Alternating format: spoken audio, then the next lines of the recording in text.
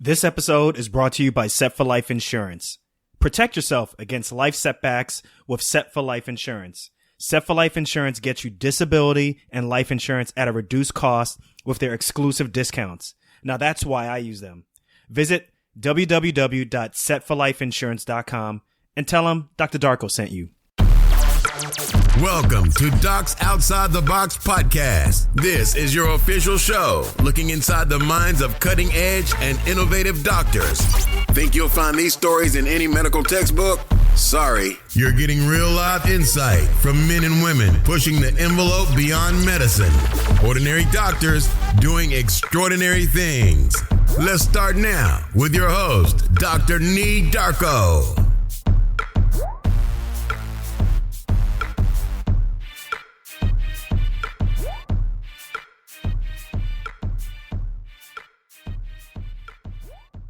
Hey docs, are you looking to learn how to become a physician leader? Then Physician CEO is for you.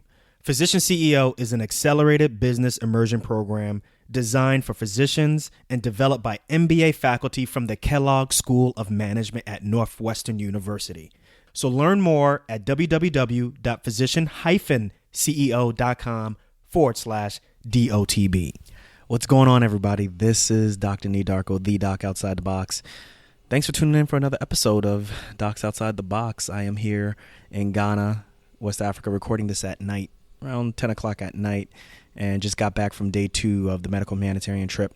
I am at Lekma Hospital, and I'm with International Healthcare Volunteers, and anybody who's done a mission knows that day 1, you are unpacking, trying to find and get used to the space, putting all the equipment in the places where you need to put it, and then day 2 is the day that you go and look for patients, or hoping that you hit the ground running with a log of patients ready and needing an operation. Today I wasn't expecting to have emergency cases, but first case was a young girl who swallowed glass, and then the second case was someone who got into was getting into a van. We call it trotro here, which is basically a minivan, and they drive people back and forth through a route. And he has a mass on the back of his right arm, and looks like when he was closing the door hit that mass, and it just started bleeding.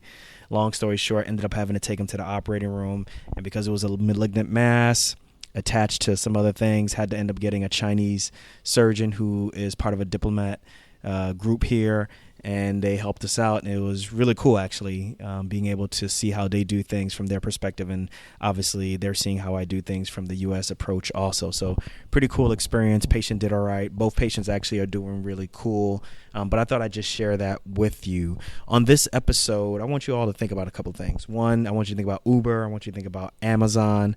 I want you to think about Dollar Shave Club. What's the first thing that comes to mind? For me, when I hear these names, I think about disruptors, disrupting their respective industry, whether it's the taxi industry, whether it's obviously online purchasing. When you bring up a company such as Airbnb, you're talking about the hotel industry. Now, my next guest has something to say about this, but she is actually looking to disrupt the deodorant odor industry, which is pretty interesting. My next guest is Dr. Shannon Klingman, who is formerly trained as an OB-GYN, and she is here to disrupt, like I said, to disrupt the deodorant industry, and she is aiming to do that with her product called Lume. Now, Lume Deodorant is an aluminum-free natural deodorant for underarm and private parts. It has been clinically proven to provide you with 48 hours of odor protection. Now, before I had her on this show, I went ahead and tried her product specifically for my book launch, which was one of the most uncomfortable, stressful situations that I've ever experienced, but it turned out to be very successful. And as a trauma surgeon, I sweat a lot, very stressful situations. So I was just expecting myself to kind of just sweat through this natural product. It didn't have any aluminum. The products that I'm used to using have aluminum in it, and it didn't fail me. It was pretty good. So because it was really a good product, I wanted to go out there and give her a chance to really talk about her product, as well as share with you all the stories of creating a product, finding a patent for it, and then trying to get it out into the market. So things that you're going to learn in this episode is her family's decision to live off of one salary as opposed to two doctor salaries. You're going to hear about the genesis of Lume, why it took over 11 years. That's right. It took over 11 years to get this product out. You're going to hear about her transition from OB to stay-at-home mom to now inventor as well as entrepreneur. And of course, with all of my guests, you're going to hear how she answers hashtag I'm not just a doc.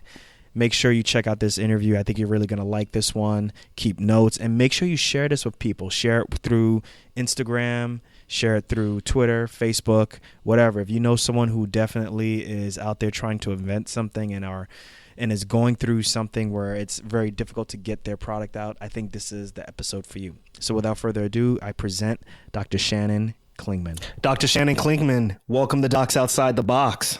Thank you very much for having me today. It's really good to have you on the show. I first discovered your product, I'd say about 2 or 3 months ago, and was really interested. And then you sent me a sample, and during that time I was testing it out and learning more, not only about the company, but also about you. And now we have you on the show. So I'm really excited to have you on the show to learn everything about you as well as your company. Thank you very much. So let's start from the get-go.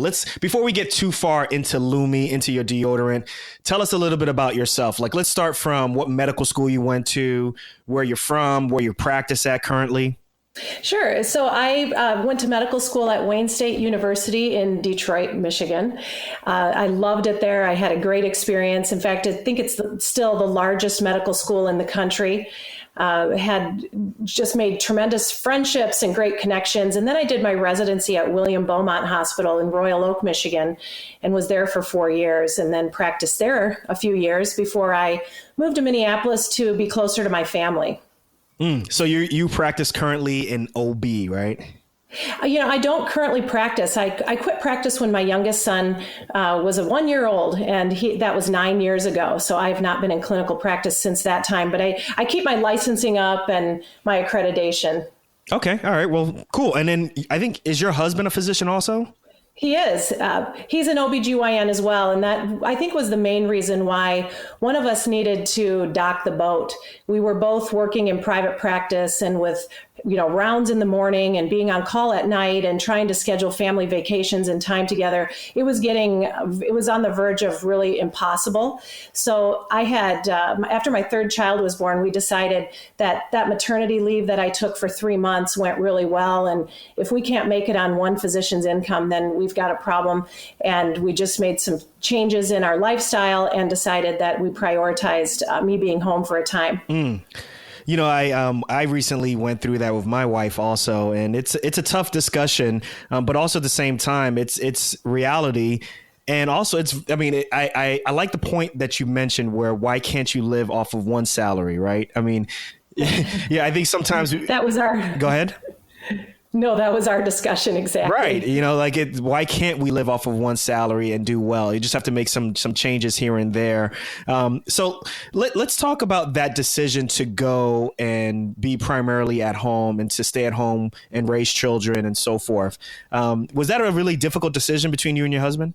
The challenge came when my oldest son was diagnosed with autism. And he had some needs that required me to take him to some therapies in the morning early before school. And so twice a week, I'm getting him up and out the door and off to school. And then if I had rounds and, phone calls, et cetera. And then on the days when I was on call and then a full day in practice, where my decision first came to truncate my day. So I was starting a little later in the office and I was ending earlier than my partners. And so when our second and third child came, they were 13 months apart. And after my third child was born, we thought, this is kind of nice, having me home full time for 12 weeks. And our family seemed to function better. There was more joy.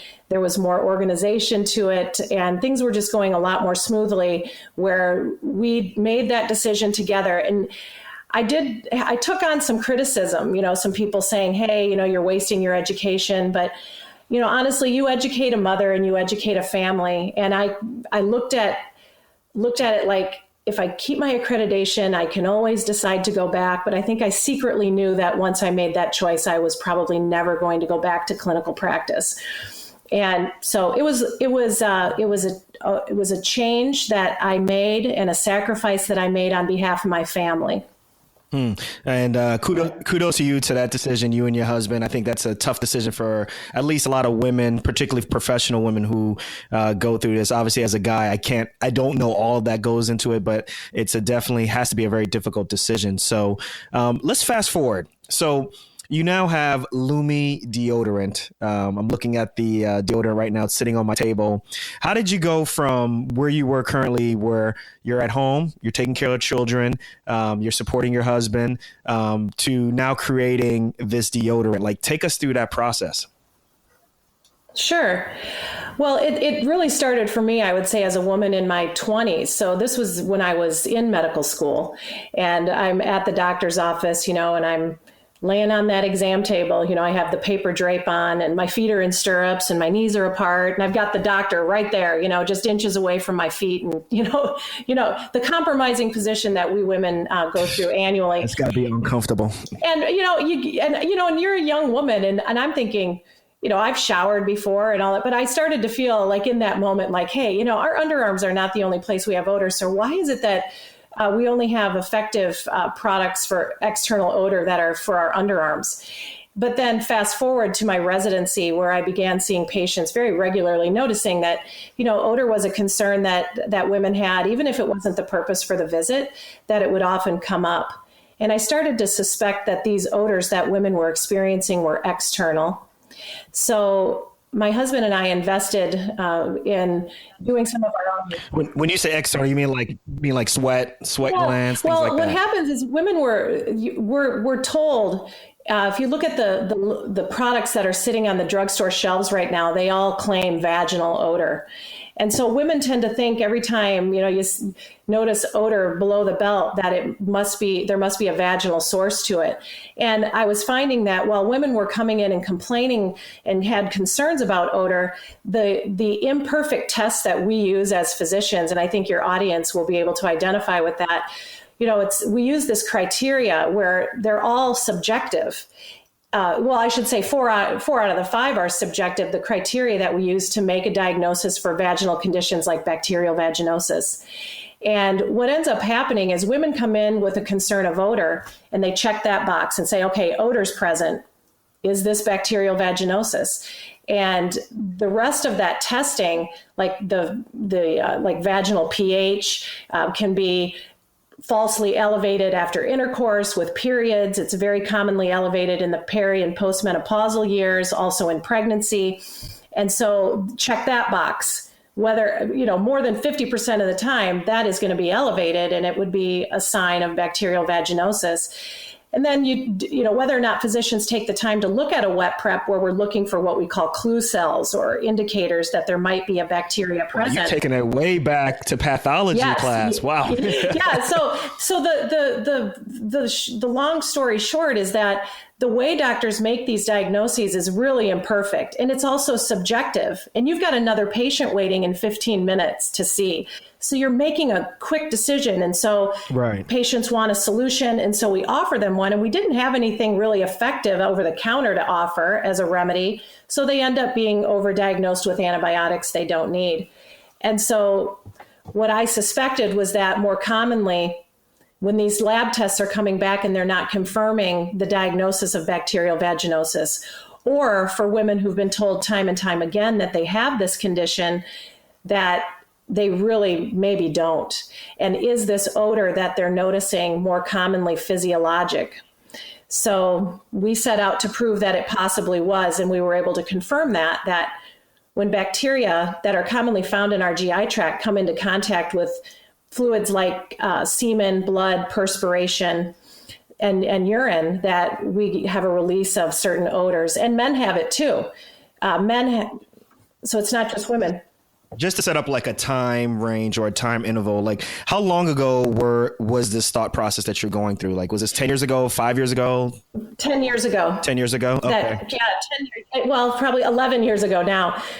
So just a few years prior to that, when I was in residency, I had these thoughts about whether or not these odors were more commonly external, and are we over-diagnosing women with infections they don't have? But then fast forward to private practice, which was 11 years ago, that we really actively started pursuing proof of our hypothesis and confirming what we were suspecting.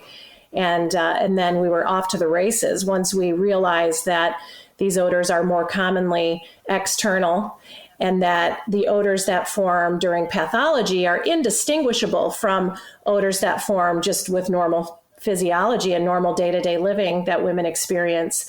I wanted to formulate something that we could use externally that would eliminate that odor reaction. So that's what we did. And the patent process then took forever.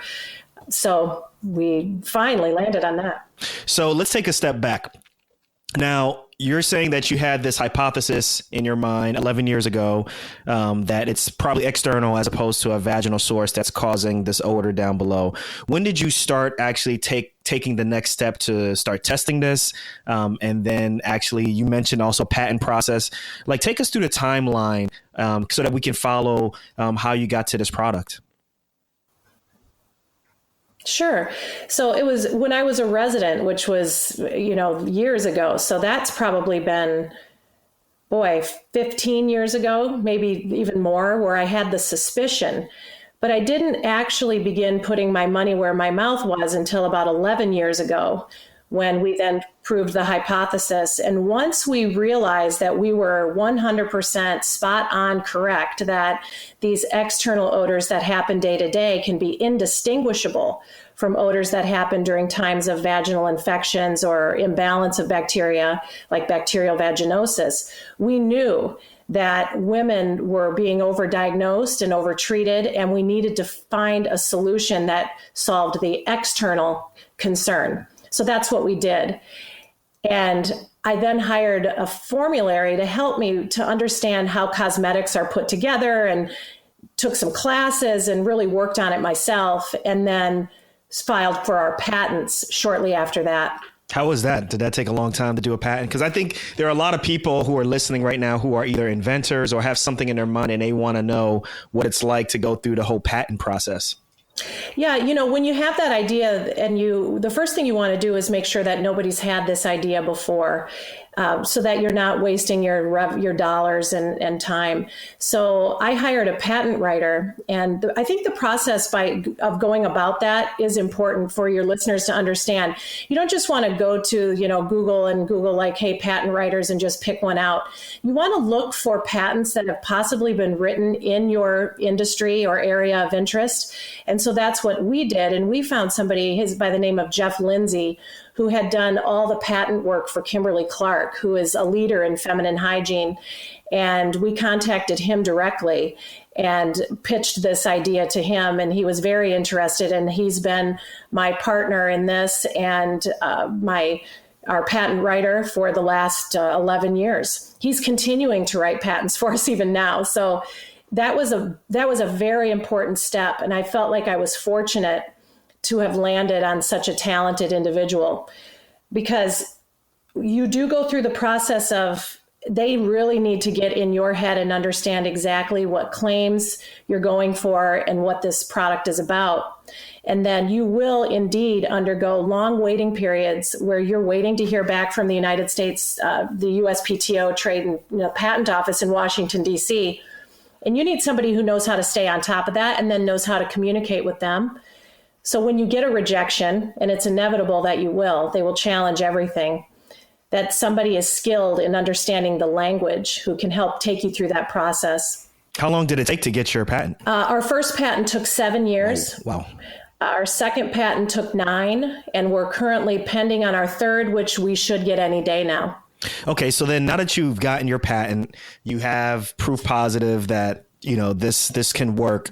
How did you go from patent to actually manufacturing and getting labels and how did you get to this point right now? That was a very difficult hurdle to overcome. I was afraid of the process, and I felt like it wasn't possible because I had so many companies that I had consulted with and had shared our idea with say to me, you don't want to be a manufacturer. You just want to be an inventor. You want to invent these products, and then prove the concept, but then you want to pitch it to larger companies to allow us to manufacture and produce it. So you're looking more at co-development.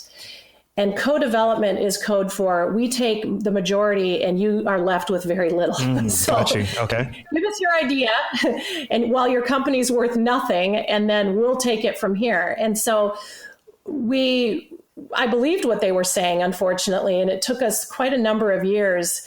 I built up the fortitude to take this on while we were waiting for patents, and it took a long time. We had several rejections and revisions, but then once we were awarded that first patent, I really felt motivated and inspired now, where I thought, okay, it is game on. This idea is now, the concept has been proven, the patent has been awarded, the IP, the intellectual property is protected, so let's go for it. So I just started making phone calls, calling manufacturing companies around the country, educating myself on the process. And what I found is that, especially as a sole inventor, these companies are used to working with larger big box companies like the Procter & Gamble's and Unilevers and Johnson & Johnson's of the world. So when you're calling as a one-off inventor, they are so excited and supportive. Really? They want to do everything. Yes, I found that they were like, wow, this is so cool. You're like one person? Oh my goodness, you're like one guy? Like seriously, you don't have like a budget of $10 million behind you and a team of 50 people. And they start talking and they start sharing and making recommendations and sharing connections. And you just start creating this web of contacts as you're gaining more knowledge and you're gaining more confidence in your ability to do it. And I just didn't give up. And I was able to find a manufacturer that I know now and trust. And I was able to source packaging and get our labels designed, and had a great team of people around me. I surrounded myself with people who were more talented than me in many areas, which I think is also important. And so when did the product first start when did you start selling the product? So we launched October 1st of 2017. So we've been on the market for 7 months. Well, what was it like? Like, I'm sure that you have colleagues or you have friends or people who are around you who are like, what are you doing? Like, what do you mean you're creating like an underarm deodorant or a deodorant for your private parts? Like, did you get any negative feedback? Did people laugh at you? Anything of the sort? I had physicians that I talked to even in my residency. I remember when I first, way back had this, what's up with this? We're treating these women for these conditions that before we really have lab tests back, and it's a shot in the dark, and we're wrong most of the time, is my suspicion. Doctors are over-diagnosing it. And I got just go see the next patient. It's like, no, this is the way it is, and it was very old school in the approach. And then in private practice, when people heard that this was something that my husband and I were pursuing, it was, like, good luck with that. You're Right, not Johnson right. and Johnson, you're not Procter and Gamble. So good luck with that. And I think had I known 11 years ago, if somebody would have whispered in my ear, like, hey, you're taking step 1 on this, but just so you know, you're not going to launch this for 11 years. I wonder if I would have given up. So it's a good thing I didn't know, because I just kept pushing forward. But since then now, when I share the idea with my colleagues, especially OBGYNs who live in this world. And now, a word from our sponsor. Understanding how to run a business in medicine will put you at a unique advantage in the future. Whether it's leading a hospital, practice, or starting a new venture, the Physician CEO program will put you in focus from day one. Physician CEO is an accelerated business immersion program developed by MBA faculty from the Kellogg School of Management at Northwestern University. The Physician CEO program provides an intensive MBA-style education made up of modules, with each module covering topics from leadership to entrepreneurial ventures. Because of their individualized structure, each participant leaves the program with their 1, 3, and even 5-year business plan, all designed to function in the real world. If you're a physician who is looking to start your own venture, lead your practice or department, or even start planning for succession out of medicine, then you can't afford to miss this opportunity. Class is filling up. Learn more at www.physician-ceo.com/DOTB. They think, wow, that is genius. Why didn't someone think of that sooner? So I feel very supported actually by my friends and colleagues at this point. Now let's talk about your product. So Lume Deodorant. What makes it so different than another underarm deodorant? Like, for example, like me, I use, I can't remember what I use, but I use the normal guy antiperspirant deodorant and so forth. What's the big difference that I will see between using what you have and what I'm normally used to using? Well, first of all the other products that are on the market today either neutralize or cover up odor. And the reason Lume is more effective is because we actually block those odor reactions before they even start. So we go further back in that odor pathway. And then I know that it works a little bit differently also, or how do I want to say this? The activation is a little bit different than normal antiperspirants, right? Like, for example, like you shouldn't expect excellent coverage until day 2 or so. Correct. Or something like that. Explain that further so I don't mess it up for you. Yeah, sure. So first I'll give you a little bit of background on how other products work. Aluminum is the only ingredient that can make the claim that they're an antiperspirant. So by minimizing perspiration, you're in essence possibly decreasing the amount of food that bacteria have to lunch on to then create the odor molecules. So that's how an antiperspirant works. When you look up the definition of deodorant in the dictionary and the way people think of it, deodorant, they're usually very heavily scented with fragrances. And then, and it's intended to cover up odor. So antiperspirants and deodorants are usually a heavily scented, more waxy based product that contains aluminum and minimizes wetness. And really, it only has to minimize wetness by 20% in order to get the claim of an antiperspirant. So if you're a big sweater, you're still going to be a pretty moderate sweater, even with aluminum. But there's been this huge push of late over the last, maybe 8 to 10 years to move very seriously. People are looking to move away from the ingredient aluminum. That aluminum is. They either are concerned about health or they don't want to stain their clothing. And so there's been a resurgence of natural deodorants, and the majority of them, in fact, all of them, the leaders that I can think of, contain baking soda. And baking soda is intended to neutralize odor and to create kind of an environment for bacteria where they can't replicate as easily. But they do tend to be pretty heavily scented, and baking soda can cause rashes. Neutralizing odor means the odor has formed and now you're trying to neutralize it. And so they're ineffective. They require reapplication during the day. When they say like it lasts all day protection, if it hasn't been clinically proven to last all day, typically means 6 hours, 8 hours, and sometimes less. We went through the clinical proving process, and we hired a company in Tampa, Florida, who does the same testing for Procter & Gamble. And I was taking a risk in that because I thought, I think this product really works. All of our testers are telling us it really works, but let's see what the experts have to say. And they came back and said, hey, we've been testing products for 25 years, and we've never seen a natural product that has as much efficacy as Lume. And we actually were able to take on a 48-hour odor control claim, which is pretty unheard of in the natural category for deodorant. And the reason that is because we don't look at odors that are forming on particular parts of your body. We actually looked at how all odor reactions are happening, and we eliminate the ability for bacteria to digest fluids on our skin that then lead to odor. So it's effective anywhere on your body. That sounds pretty dope.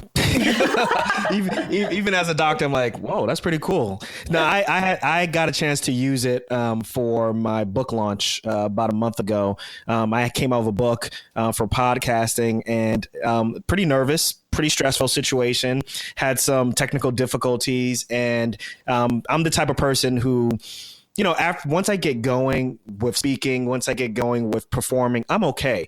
But inside, I am sweating like crazy. So afterwards, we're collecting everything, getting all the, the video cameras down, getting my podcasting equipment down. And I just look underneath my shirt and I noticed that like everything is fine, which is actually unusual. So I have to say that it worked really well for me. I was actually kind of shocked because I did see that it was aluminum free. So I was like, I don't know. We'll see, and it worked really well. So, I'm a believer. I like what it does. And I've been using it ever since. Wonderful. That's good news. When I was a medical expert for the ABC affiliate here in Minneapolis for a few years, and I was just like you. I would say like the 3 seconds or probably even the 30 seconds before I was ready to go live on the air with the newscaster for the medical segment, I would have paid $1,000 to run out of the room. I was terrified every single time. It never got better.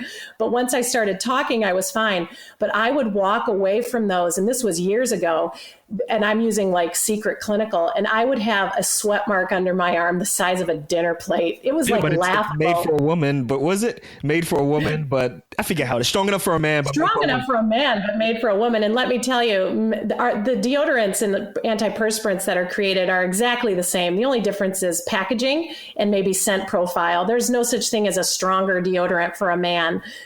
They're not more wimpy for women. And because of that, they're able to charge more to women, right? Women do, yeah. Women do tend to pay more for cosmetics than men. That is true. Even though it's the same thing. Oh, it's crazy. It's crazy. So let's talk about entrepreneurship because, obviously a lot of people who are listening to the show, Docs Outside the Box Nation, they love what they do in clinical medicine, or maybe they may not, but they'd like to do things outside. So talk to us about your transition from obviously practicing medicine to, taking care of the home, taking care of your children to now being a full-on entrepreneur. Like tell us about that life now. Yeah. So when I was first home with my kids, we already had this process underway. So the patents had been filed and then, we made a decision for me to be a stay-home mom.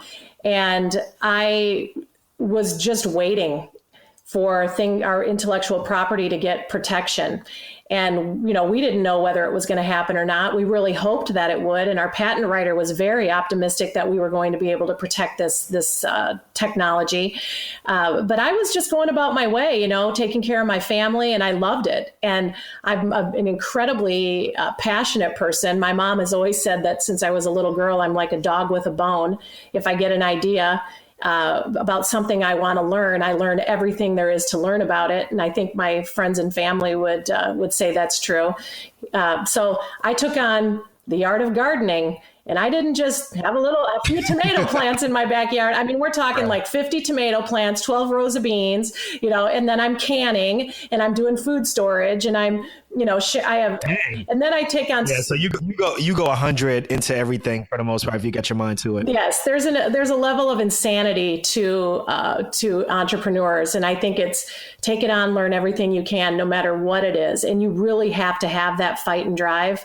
You have to make more hours out of your day. You have to never give up. You have to constantly be able to take those sucker punches and stand back up and not let it affect you to the point where you stop moving forward. But I'm sure you feel so proud now of like actually coming up with an idea. It's protected, by the government and people are actually using it and they, are getting good results with it. There's got to be a sense of pride with just creating something from the ground up. I am very proud of that work. It was not easy and it still continues to not be easy. It's definitely challenging. I love what I'm doing. I enjoy learning, because as physicians, we're experts in our field, but we really are not necessarily business people. So I've had to be a fast learner and learn those skills and surround myself with experts that know how to do things better than me. And I've been very fortunate that I've been able to do that. Well, look, we're getting towards the end of the interview, so I'm going to ask you some fast fire questions. You just tell me the first thing that comes off of your mind. Don't think too hard about it, okay? Okay. All right, you game? I'm on board. All right, let's do this. What's one thing you want listeners to get or learn from this podcast? That they can do this. They just need to take the time to ask the right questions and then surround themselves with people who are more talented than they are. Love it. Love it. Love it. Okay, so what's one piece? Because look, you're busy, right? You're handling multiple things, but give us one piece of tech that you're using right now, or even a life hack that you use right now that keeps you very productive or balanced in life. Ooh, balanced. I'm not. That is something I'm not. I love it. That's what I'm talking about. Be honest. You know what I'm saying? Yeah. I'm not balanced at all. I'm right now 90% Lume, 10% everything else. I've had to hire. I do have a home office, but I have a lot of people that I've brought on board. But I would say that for me, my biggest time, I don't want to say drain, but what takes the most time for me is social media. And so I have found the app Word. It's called Photo Toaster, and then what's the other one? Oh my goodness, it's called Word Swag. Word Swag to be two apps that I cannot live without on Instagram. So what does Photo Toaster do? So Photo Toaster puts finishes on your photos so that you're able to make your 48-year-old face look, 43. And it makes your green beans look just a little more green. Got you. And it just makes eyes a little more glistening, and so it just warms up your photos. I find that the finishes on Instagram, they're nice too, but this is just unbelievable. And then the Word Swag allows you to create graphics from any photo, and it sizes everything for Twitter, Facebook, Instagram. And that makes my job a whole lot easier. Even though I have hired people to help me with social media, Instagram is all mine. So if you follow us on Instagram, Lume Deodorant on Instagram, I really share a lot about my life and the vulnerabilities and the challenges and all the really good things. Okay. Well, here's a hard one. Okay. Describe your mantra, excuse me, in 3 words or less. Oh boy. 4 words would be push forward with passion, or passionately push forward. Okay. Yeah. I'll accept that. All right. Okay. All right. What's this? What's the first word that comes to mind when you hear the word box? Outside. Love it. Okay, cool. You actually are the first person who I've given this question to. I'm changing things up a little bit, so I like the answer. I love it. Okay, so the next one, the last question I'm going to ask you is actually a sentence. It's called hashtag I'm not just a doc. So Dr. Shannon Klingman, I want you to answer, I'm not just a doc, I'm a... Hashtag student of life.